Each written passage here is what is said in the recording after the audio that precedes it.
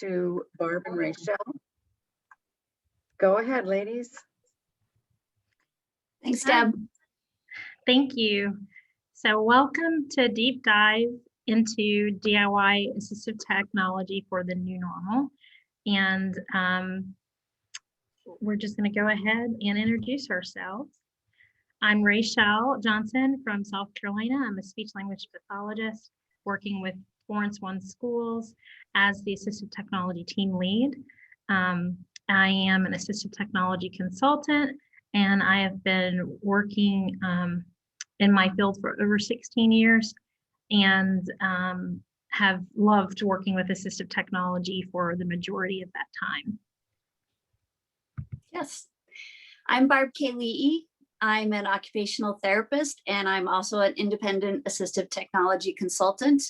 Rachell and I started our assistive tech journey together back in 2013. And even though we live in different states, we love to collaborate and research and bring things together to share with other therapists. Okay, and so we don't have any disclosures to talk about. We just want to mention that we do have different products and where you can buy some things in this presentation, and we don't endorse those products or sell them or profit from them. So our learning objectives, we're hoping that you're going to be able to identify at least 3 DIY resources that you're going to be able to see how useful DIY technology is, or that you can even use DIY with the things that you're doing virtually or in person. And also that we're hoping that you're going to get some examples to put into your day-to-day practice. So here's where this session is going to differ a little bit from our previous session. So back in March, we did DIY AT for the new normal. And so we had so much content, so much information that we skipped over a lot of those links and other resources that we shared. So today we're doing a deeper dive, and hence there's Rachell and I doing our deep dive in the beautiful coral reef there. So a lot of the slides are the same that you'll see from that first session. If you already have that, the little picture there in the corner is going to give you the information that we're going to go deeper into that slide.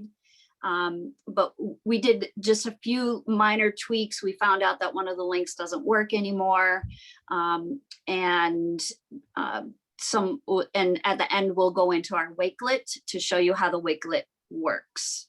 Rachell, anything else to add to that? So just when you see that deep dive symbol, you know that we're going to talk about that part a little bit more. If there's something in this presentation that we don't cover as in depth, that meant that we really talked about it a lot during the last session. So check that out if you haven't seen our last session. Yes, right. On AbleNet University recorded webinars, you can find our previous session from March. All right, so one of the things we talked about, we'll just go ahead and get started, DIY AT and some challenges to doing or implementing DIY do-it-yourself technology. So what are the challenges or the barriers? So safety is a barrier, making it is a barrier, and the materials to make something, all those things can be barriers. And why? Safety, you have to just ask yourself, has it been tested? Is this safe? If you're making something for someone else, especially for someone else to be using, as a daily product, you just have to make sure it's safe, and you can overcome that by testing it.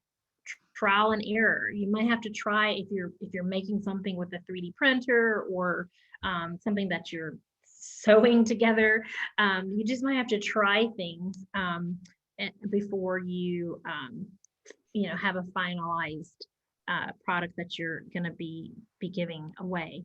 Ask yourself, would this hurt someone?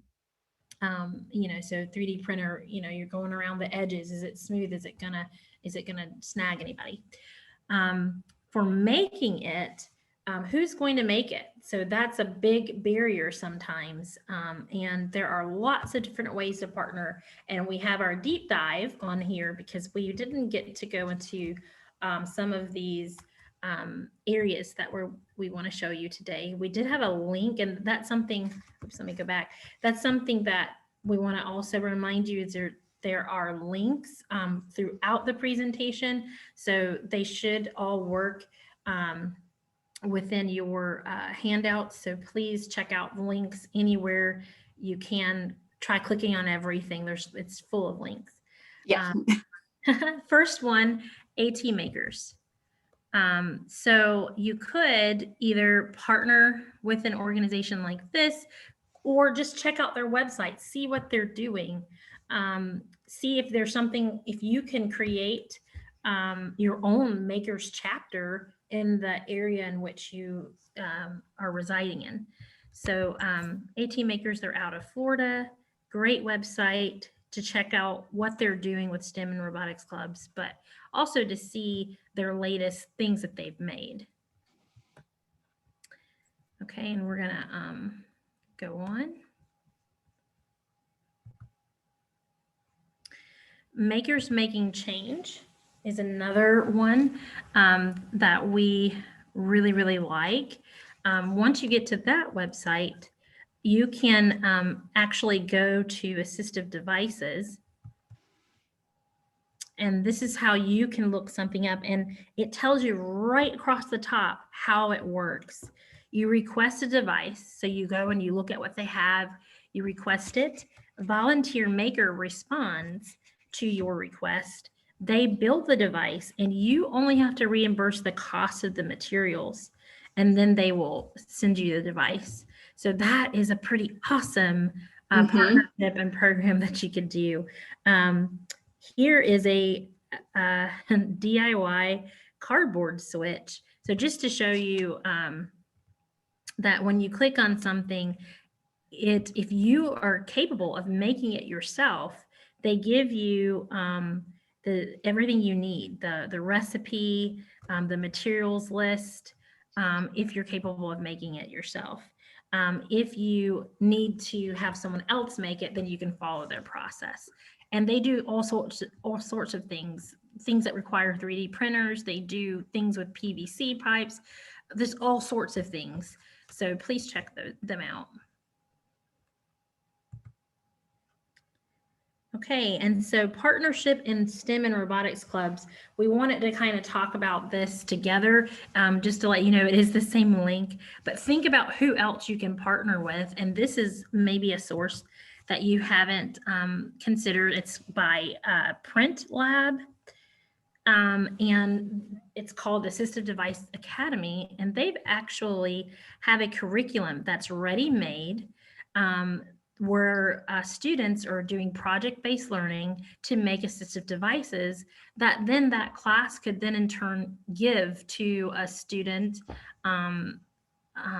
who might need such items, or they could give to an ALS association or some other person or group that could benefit from these devices. The everything in the curriculum is already done. So it's just a ready-made curriculum that's ready for any teacher, STEM teacher, to implement a robotics club. So that's one way to partner. Who else could you partner with within your school, or how can those partnerships work? Barb has an example. Right. So I have been in a kindergarten center, and we had a student with Down syndrome who even though our preschool and kindergarten chairs are very small, she just couldn't touch the floor. And so, if you can't touch the floor, you're not grounded, it's harder to write, it's harder to do your schoolwork. So I contacted our wood shop. Well, let me go back a step. We brought in a Riften chair. And if any of you have been in schools, you know that the old wooden Riften chairs are not the most attractive. They're beautiful for ergonomics, nice flat seat, footrest, armrest. So they're beautiful that way. But this student, once she was in the chair, she needed a staff person to push her into the table. She needed a staff person to pull her back out because she couldn't touch the floor to push her chair back. So we really wanted to give her a little more independence. So I contacted the wood shop at one of our high schools. I drew a picture. I said, this is what I'd like, just to make a footrest that would connect to her regular classroom chair. And so gave them the measurements. And just from that, my sketch, my measurements, excuse me, they were able to create a wooden footrest. And then when we brought it out, he hadn't thought about the tip factor. So if she stepped on the front of it, it would kind of make the footrest and the chair tip. So then brought it back, had his students figure out again, how can we support this? The students came up with ideas of how to attach it to the chair. And now that she's done with kindergarten, all I did was disconnect it, and now it's going on to her next school.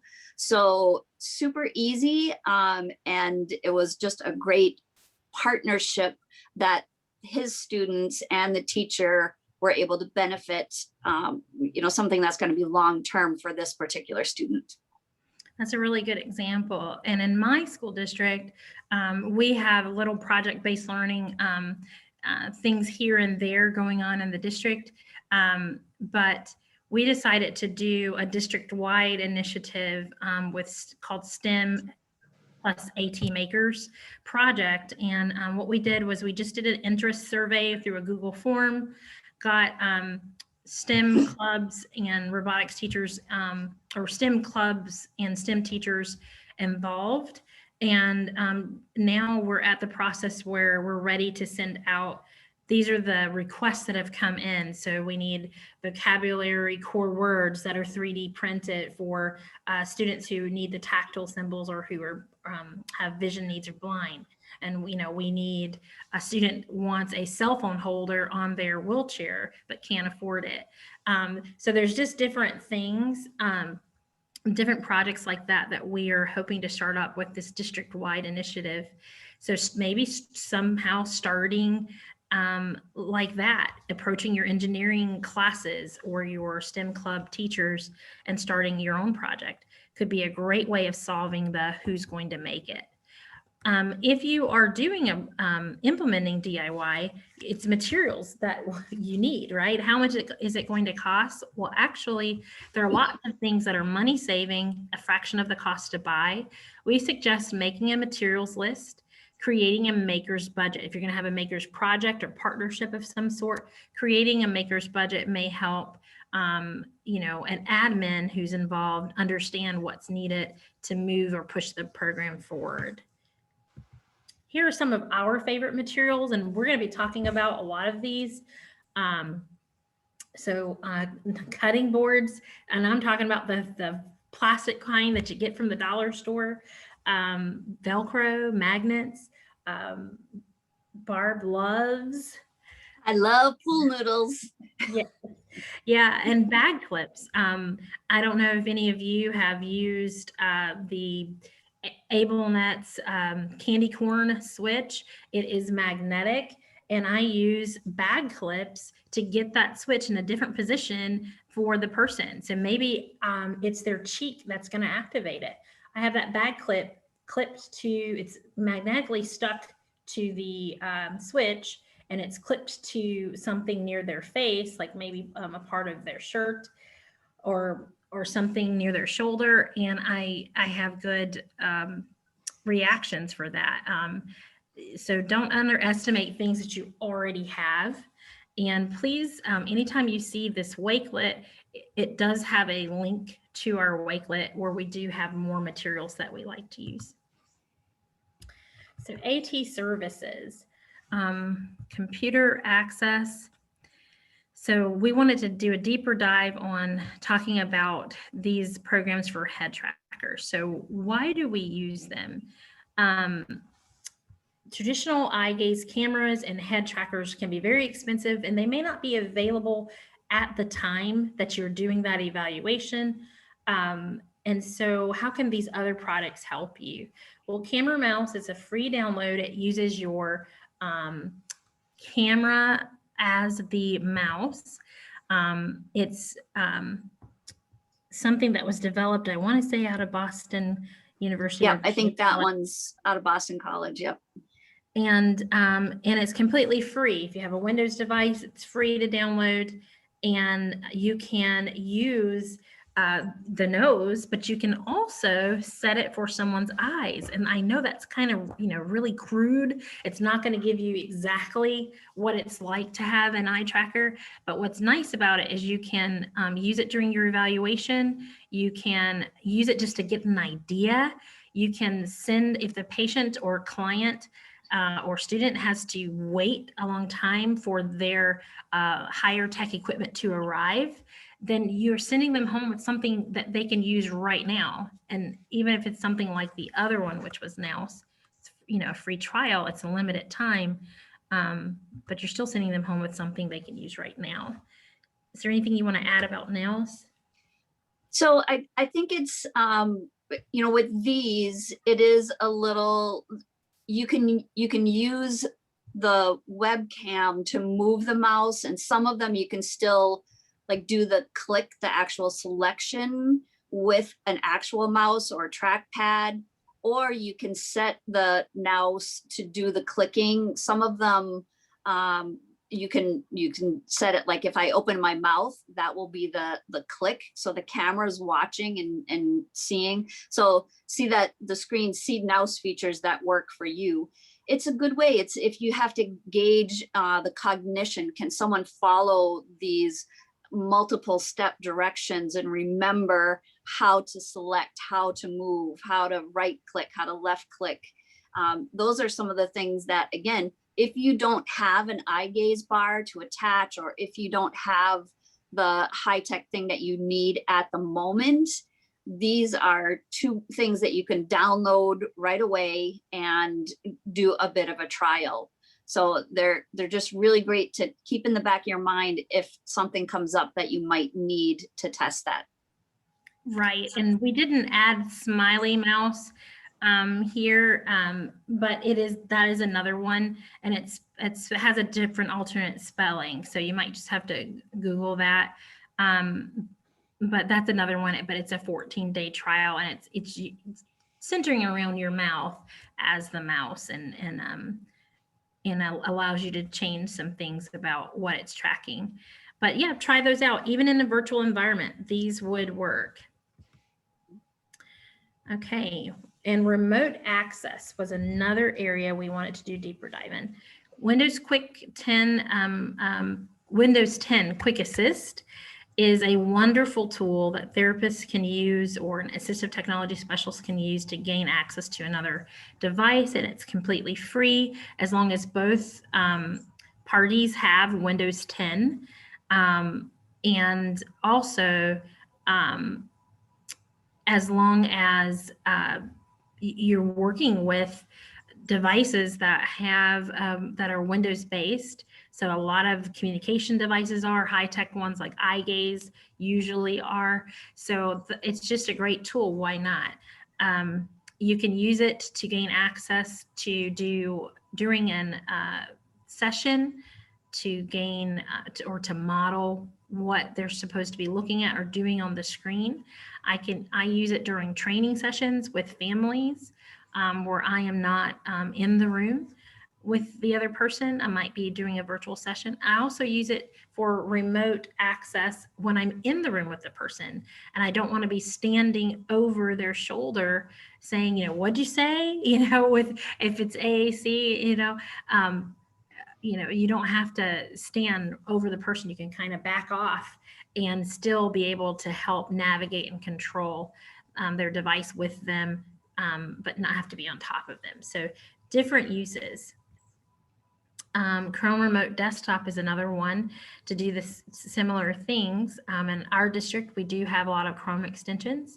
And so using this as a tool to gain access to a student's computer to either load the Chrome extensions or to as just a quick tech tool for us to use while we are doing training has been an awesome thing to do. So with the Chrome, if you're in a school and you're going to be using Chrome Remote Desktop, you have to probably check with your IT department, explain what you're trying to do, and get their permission first, especially if your district has a lot of permissions that are locked out. I don't believe that you guys had a link to it. So Chrome Remote Desktop, you can Google it, but it's remotedesktop.google.com. But it comes right up when you Google Chrome Remote Desktop. Okay, plenty of other ways of getting remote access, of seeing screens. So just don't forget those. And we're going to keep going. We talked about multiple devices. And if we have time at the end, we can come back to some of these things that we're not going to do a deeper dive in today. Last time we talked a lot about the new normal, and we just want to, emphasize that yes, we do a lot of DIY where we're hands-on making things. Barb, her nickname is the MacGyver because she's always making something. But sometimes, especially in this new normal, this new digital world that we're in, we need digital resources, not just things that are manipulative based. So that is why we have spent a portion of this time to talk to you about digital resources. And one resource that we like is Jamboard for OTs, for speech. And we have some video examples below that you can click on and watch in your own time that we kind of talk about some mechanics of it. But today I think we just want to talk about our favorite features for doing that. And Barb, did you have something that you wanted me to pull up? If you can pull up one that I shared with you, I think it's called Magic C-Stroke Letters. So as Rachel's pulling that up, I'll just tell you some of the reasons that I like Jamboard. So as an OT, a lot of the questions that we would get from case managers and teachers is about writing, and that the students just are not figuring out how to write, they can't write, etc. So we would do a lot of consulting over virtual sessions with how to do handwriting. And so sometimes you're asking the kids to move their Chromebook screen so we can see their hands, or we had some students who had touchscreen devices, some students who were just using the trackpads. So you really have to know what your user is using, and that's part of what our videos talk about that are in the links. So here's an example of one of the great things with Jamboard is I took a picture of this worksheet. So this is something that was on paper. This is a pencil paper task. I took a picture of it. I set it as the background. And so you can see towards the top underneath the title there, you see set background. So that's what I did. Then with a student, I could just have them, so you have to have a lot of directions. You want to have the arrow clicked so that they can actually now touch the screen and do that C-stroke. I could see it in real time as they're making that C-stroke. So I could see if they started from the bottom instead of that green dot, and that I could give cues in real time that, nope, I'm going to erase that. You have to start at the green dot. You can give those cues. And then the next frame, you can go to that, Rachel. And then here it is, the next step of the writing, do it, practicing again, starting at the dot, make that C-stroke.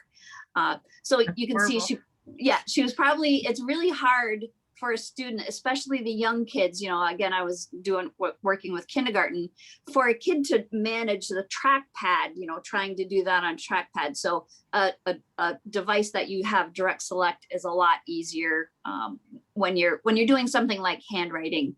But click and drag, if you're doing numbers, Rachel's examples, you don't really need that direct select screen, but clicking and dragging is a lot easier too.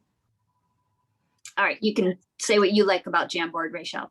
Okay, well, I like it for the same reasons that you can see what the children are doing in real time. And I will just pull up one speech lesson.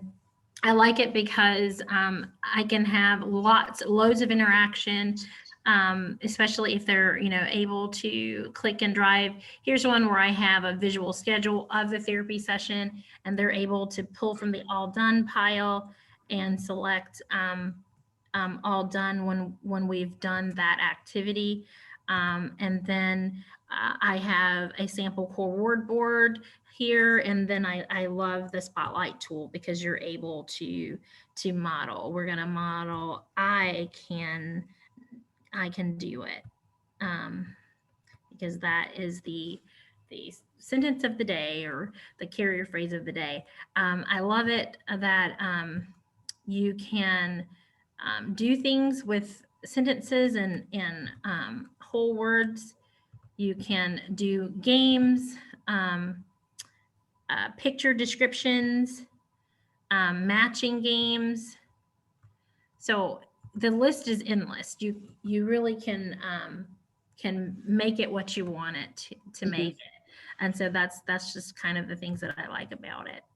All right, so let's, that's the old one, I think. Let's go back into our presentation and keep going. Also, remember that it's more, teachers can use it, OTs, speech, and even PTs. So physical therapy, they have some that are out there that have been doing it for their home programs of physical activity. So that's just an example there. Okay, so the next thing we wanted to mention was green screen therapy. There is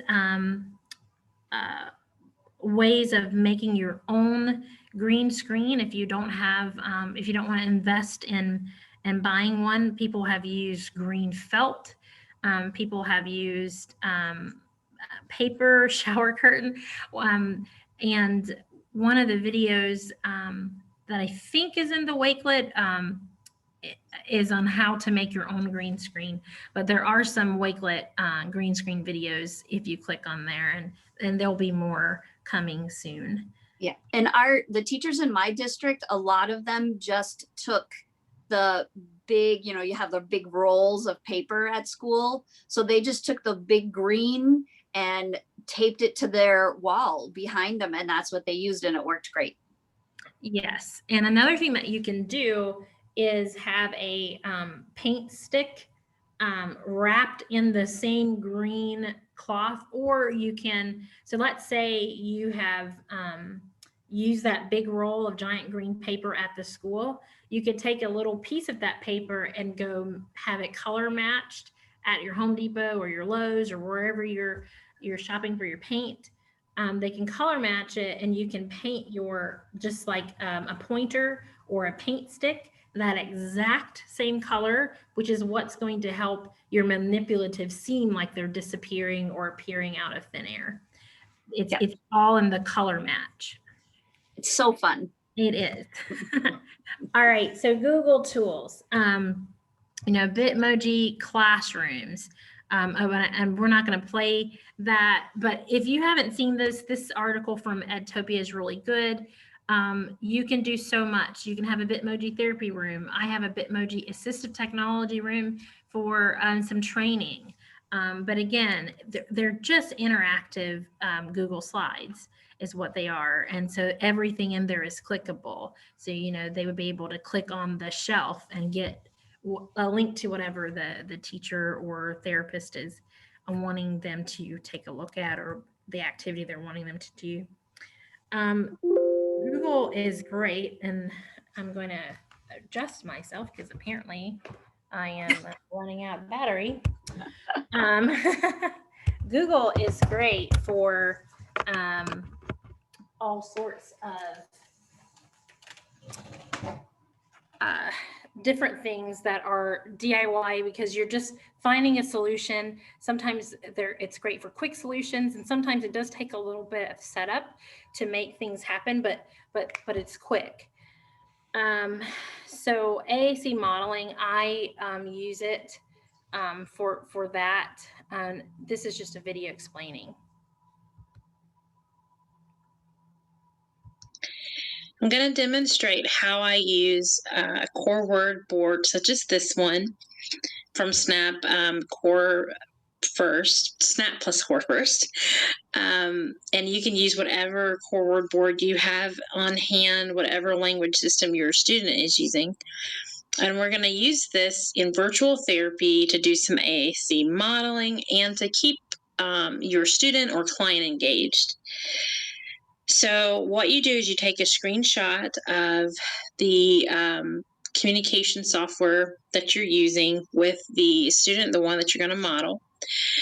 Here I have a very simple grid, and again, yours can have as many vocabulary words as the student has. So it would be great if you had this same, like a screenshot from their software and their grid size. But for the sake of this demonstration today, we're just going to use this one. You're going to go ahead and link anything you want on the board that you want to model. So you can choose to link all of your pictures, or if you're working with the same words, maybe you're a therapist in the school and you're doing a core word a week, you can just build this resource as you go, which is really nice. And when you're done with your resource, you'll have a completed set. You can link anything from stories to recordings that you make, or to recordings that you find online, songs, GIFs, anything. You can decide that you're going to keep it all in the same Google slide deck. Of course, if you do that, it's going to take a very long time to load every time you open it. Or you can decide whether you want to break it up. So, and only do a few. So in this slide deck, I have, maybe I'm concentrating on the word more, and I have a few things about more after I've done the initial introduction of the word, which is linked to a very short, less than 50-second video. Then I might have these larger buttons here that are linking, and I have a little note for myself. Okay, this is a song from Speech and Language Songs. And okay, so I'm gonna stop that video there, but that was just to give you an idea of some things that you could do. If you could see that I had the purple highlight around the word of the day, or word of that session that we wanted to emphasize. The rest of the video, if you want to check it out, it would be here under AAC modeling. Just kind of tells you how to make those links, how to make the purple highlight around the button to emphasize it's a word of the week, but also how to make things invisible, because you still want it to maybe click on something. So the word's highlighted, but if you click there, you want it to link to something. And so how do I make that button invisible? So all of that is in that video. Another resource that I like to do it myself is making CVI resources. There are a link here to ready-made ones from a popular YouTube channel that has some songs and books that are already done. But what if you want to do your own?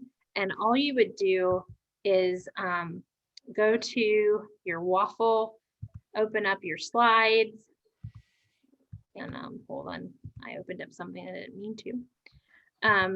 So you would open up Google Slides, you would just start with a new one, and to make a CVI resource, you just need to change the background and layout. So you're going to just make it a blank slide. You're going to make your background whatever color is the contrast color that maybe the vision teacher or therapist has said. is best for that person. I'm going to use black. And then when you go to insert a picture, you're just going to do image, and you're going to do transparent one.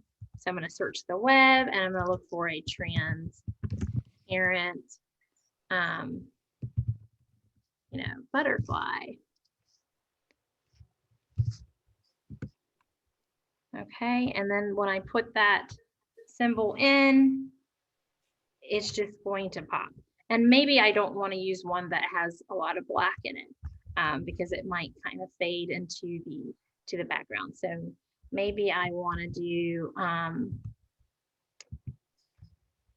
a different color. So you just have to be mindful of what you try out, and then you can add whatever symbols you want to do. You can do songs, you can do nursery rhymes, books. As long as you have a copy of that book, then you are able to adapt it legally. So as long as you have bought a copy. Okay, so those are some things that I wanted to talk about. Google Docs has a lot of accessibility resources in it, such as the voice typing. The Explore tools and images allows you to maybe have some of those same features that you might find on an extension, such as Read and Write or Helper Bird or Don Johnson type extensions, or Immersive Reader, because those extensions allow for speech to text, and they allow for picture dictionaries. So if you have a child who's capable, or students or person that's capable of doing some of those things, going into the menus, selecting their own thing, or being able to copy, the word that they want to search, they're able to type by copying, then using these free tools are a great way to do it yourself without paying for an extension. And you would just maybe reserve the paid ones for students who cannot do those things. Okay, so we're gonna keep going. And we shared lots of things. Oops, didn't mean to select that. Please check those out on your own. A lot of the communication things we did last time. So we're gonna just keep going until we see a deeper dive symbol. We're hoping this makes you interested in checking out last session, because we covered it. All right, here we go. So we wanted to go through some of these that we didn't get to do last time. Chrome Music Lab, first one. Great for a variety of activities. If you're just trying to do cause and effect with a child, it's great. Eye gaze users, it's great. If you are trying to help an eye gaze user, maybe for computer access, but you need to try with just small cause and effect things first, it's also great.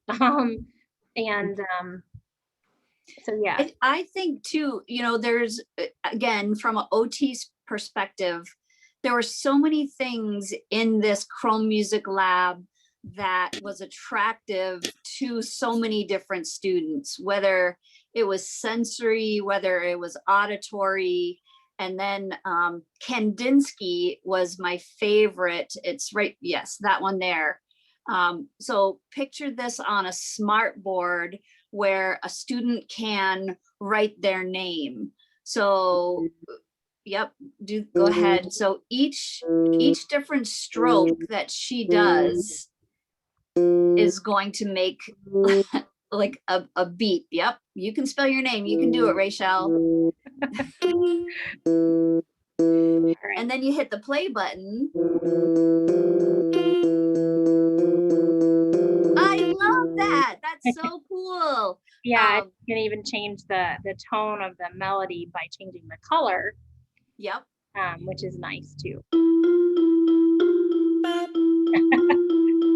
So yeah, and I think even if you have a student who is on a touchscreen device, or a touchscreen Chromebook or an iPad, Yep. that this is great. It's a web-based tool, so, and it's free.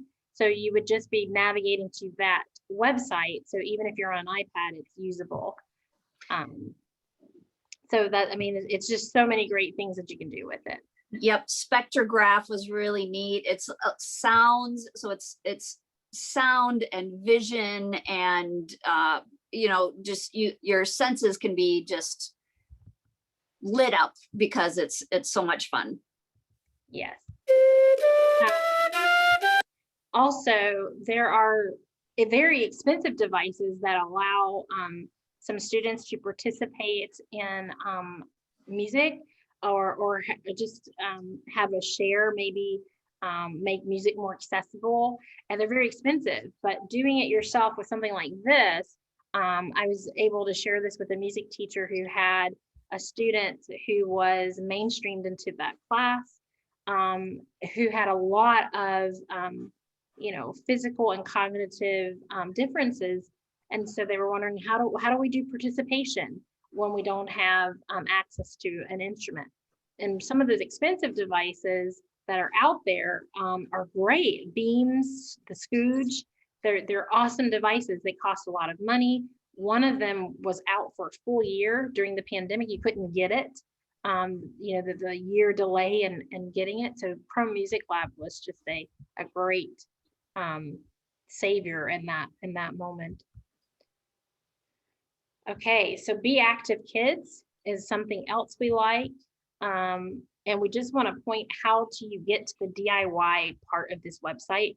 They have great DIY ideas, but on the right-hand side, there is a link, there's a menu, and it says DIY ideas too. And so when you go there, and I was already on that page. So when you go there, they have videos, they have great things. We like you know, there's sensory bottles, there's something with bubbles, there's something with hula hoops. They have really good things that you can share with a family. And it's very normal. You know, it's not like you have to go out and get these crazy ingredients to do something. It's things that most families will be able to have at home too, which what we really liked about it as well. Yes. All right. Pediatrics Plus, this is an example of a PT blog. And what we just wanted to show you is that on the website, when it pulls up, I should probably close out some of these other things. Maybe that would help. On their website, which doesn't want to seem to load, when you go to their website, it's a blog, but at the very bottom, there is a link to the OT version and to the speech version. So I apparently can't show that to you today, but all you would do is you would scroll down, and it's a home therapy blog, but scroll down to the bottom if you're not a PT, because we only linked the PT version in this slide, and you can see the links to get to OT and speech at the bottom of the blog. Okay, this one is different. We had a website link that apparently now no longer exists. So if you went to the last presentation, please take note. We have changed, given you another OT site. And this one is OTs with apps and technology. And so I'll just quickly take you there. I love it. They don't update it. Different parts of the website are updated at different times. So some of the things are quite old, and then some of the things you might notice have a newer date on them. And they do have a large menu along the right-hand side of the screen. If you want to check out, there is a link to styluses, and I have used that link for years when I'm trying out different types of styluses. That's on their equipment list. Yeah. All righty. Eat, Speak, Think is a great DIY tool because it has some things that you can make yourself or that that you might just need in a quick situation. It says free low tech AAC for adults, but they also have things, links in here that could be used for children as well, or students. There's even a link to like things from Boston Children's Hospital. There is a link to Eastern Health is the one I wanted to point out. If you're working with someone who's multilingual, who speaks another language, you might be able to find picture symbol cards that you can print out yourself that are in a different language. And they have Eastern Health is the link, and I believe they have plenty of different languages at Eastern Health. So you would just click there. I think you just have to register and it's free. And then you have access to. Yeah, it says 69 languages. Yeah, so that's pretty cool. And that website is so packed because that wasn't the only link. So please, Right. It's going to take you some time to explore. So please check that out. And the thing with the title, Eat, Speak, Think, they had a lot of food categories, right, Rachel? Like they had a lot of really good pictures. If you were going to print out a communication board, they had a lot of things that were not cartoons, but actual photos of food. That actually was on Be Active. Yeah. Oh, Yeah. So sorry. that actually was, and sorry if I'm going too fast here for someone's vision. That was actually on the Be Active Kids. There is some pictures on this site for, I think it was some type of game or activity, but they actually made really good food cards for communication board. I'm probably not going to be able to find it right this second. Of course, I bring something up that she can't find. Yeah. but you just have to check out their resources. So, and one thing about DIY stuff is the resource might be for something, and you're thinking with your therapeutic brain on there, and you're like, oh, I can use that for something else. And that's kind of what I found on that site. So yeah, I don't know where that is, but check it out. Check out their website, and you might even get more ideas than what we thought of to use their manipulatives for.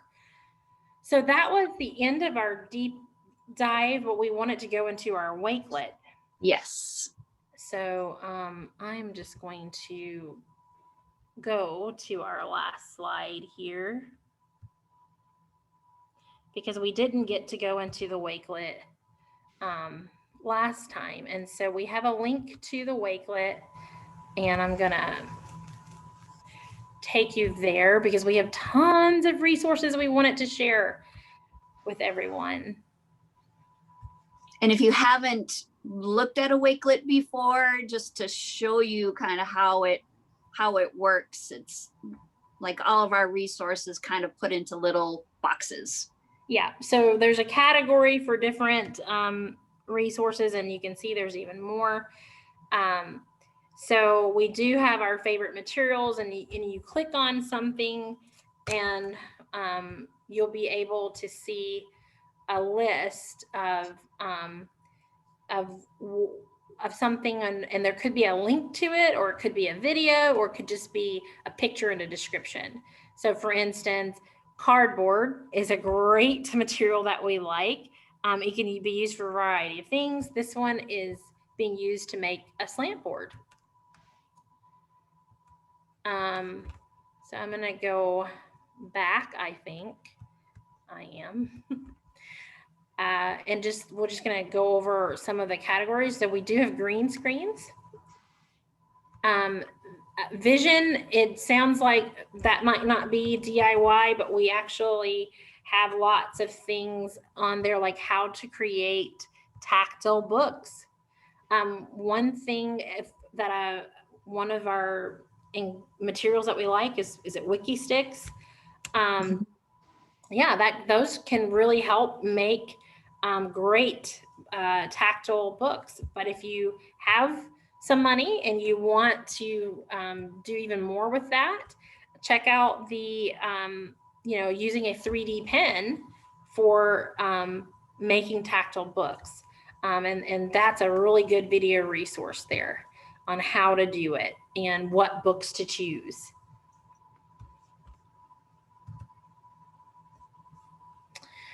And there's more. So some of our things in our Wakelet have like sensory DIY. It has DIY in the title, but not everything has DIY in the title, like Vision didn't. So I would just encourage everyone to check out what you are looking for. Think about the clients or students you're working with, and then check out the Wakelet with those people in mind, because you might find something new each time you look.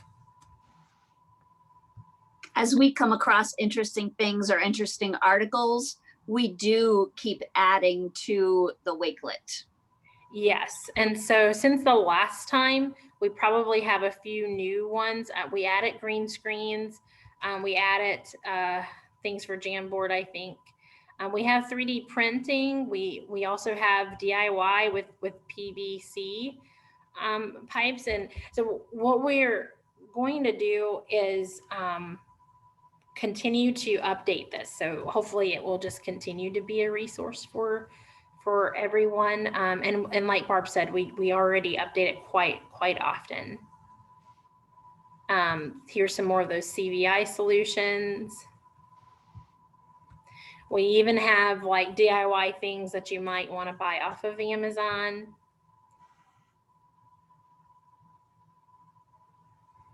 And quick tech things for Google.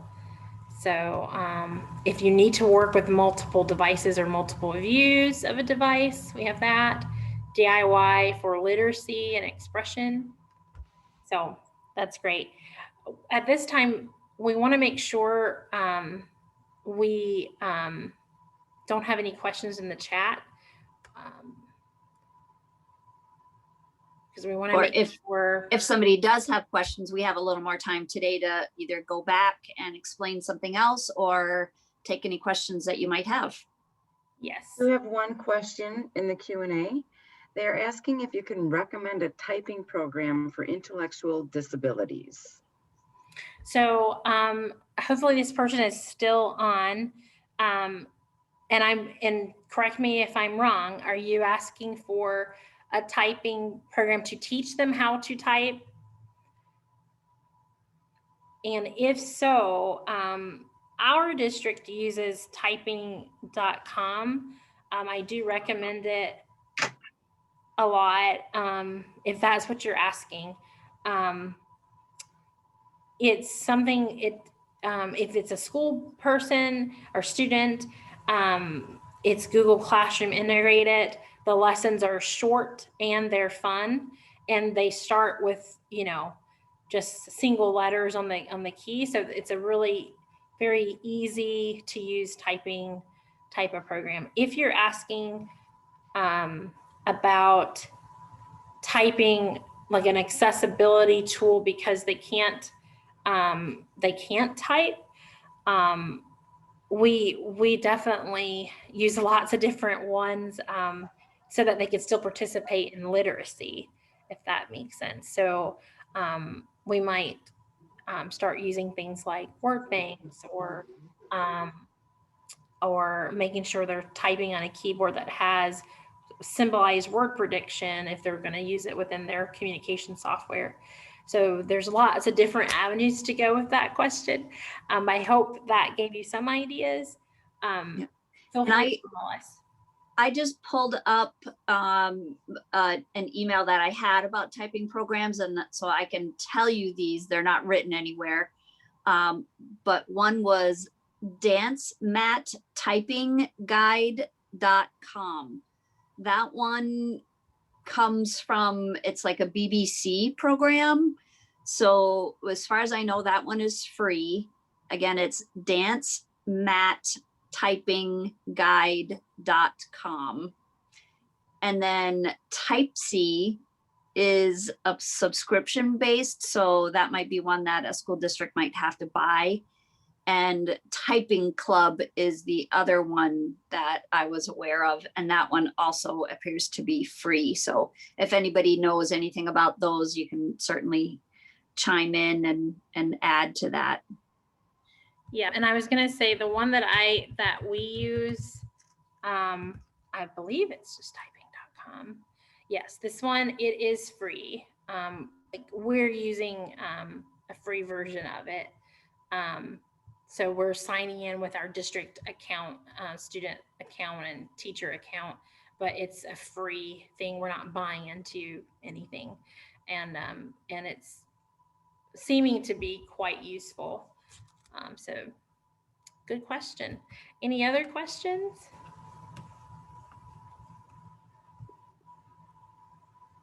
I don't see any other questions right now. Okay, so we might have to add that to our literacy and written expression for everyone, some more resources on that. So we can certainly put that in our Wakelet. We did add a section for DIY news and DIY in the or accessibility in the community. So anytime we see something, we'd like to sort of put it here that if we see something that makes it, in the news. Sometimes those projects that come up are kind of really big, like something with robotics or something like that. But don't be afraid of those things either. Those are sometimes the most cool, I think, DIY solutions when it involves robotics.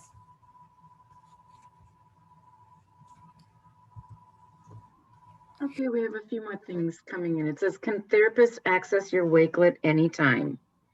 Yes, we're not shutting this down. It's going to just be out there and we're going to keep adding to it. So please keep checking every now and then because we made it for just as much for ourselves and to share with everyone else. So we wanted to have a place where we kept the things, because it's hard for us to remember all these resources. And so, yeah, we definitely going to keep it open and available to everyone. We won't shut it down. Okay, Christy's asking if you have any information on adapted or interactive books. Yes. So definitely in the Wakelet, we have for adapting for tactile books for vision, but for adapted books, I pretty much I make sure I have a copy of the book because that's what you have to do legally, and then just based on what the child needs, you could create a book kit where you are you have some things that are related to auditory, voice output device, where you have a CVI pages for that book, where you have some manipulatives if it's something tactile and handheld, and then you've kind of created a book kit for that book and you can use it with a variety of students. There's lots of places that sell adapted books, but it's kind of like things that they've already written, like little books that maybe off of Teacher Pay Teacher or something that they have written themselves, a little tiny book. But I like to adapt books that are popular that kids want to check out from the library. And so to do that, I just go in and just think about all the different needs and try and make a book kit. And then our slide, we have a slide called Other Literacy Resources. It's slide 51. We have some links to how to make those interactive books. 51, Rachel. I was going to 41, 51.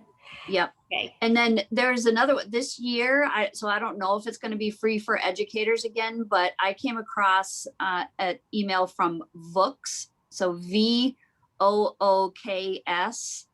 And that was a free 1-year subscription for educators. So I got it last September. It is pretty expensive, but it has all animated books. And I found that to be really good, especially with practicing writing. If I found a story that had repetitive language and we could practice writing the same word over and over again. So that was one if you can pay for it or get it free for a year. Yeah, and that slide that she mentioned, we have all the links there to those, and you can use all of those to create adaptive books. Even Story Jumper, once you're done, you can record the story, and that makes it adaptive to anyone with a print disability, because they can hear the book, they can scan the QR code that appears in the beginning of the book and hear it being read to them aloud. So that's pretty neat. Any other questions? Was there another one? No, I don't have any other questions at this time. Okay. So I guess we can wrap it up. Okay. Well, thank you everyone for joining us in summertime if you're in the school. And we're happy to share this information with you. Thank you, ladies. I really appreciate your time and all your energy. This was a lot of great information. And with that, we will go ahead and end the webinar. Thanks so much. Thank you.